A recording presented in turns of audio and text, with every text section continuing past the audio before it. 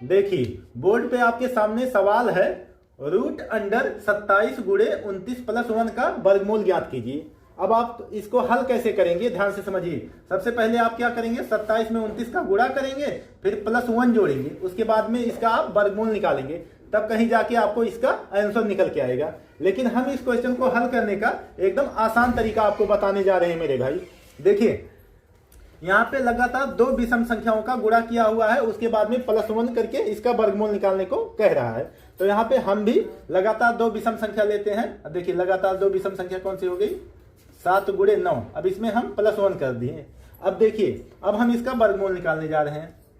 तो अब इसको सॉल्व करेंगे तो 7 9 63 और प्लस 1 करेंगे तो कितना हो जाएगा, रूट अंडर 64।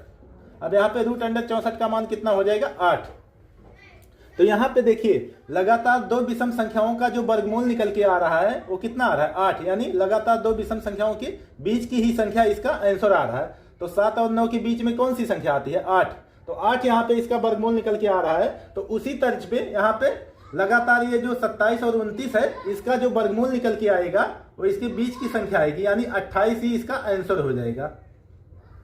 अब यहाँ पे इसी तर्ज पे एक और क्वेश्चन देखिए। यहाँ पे लगातार दो विषम संख्या था, यहाँ पे लगातार दो सम संख्या लिया हुआ है और उसका गुणा करके प्लस 1 किया हुआ है।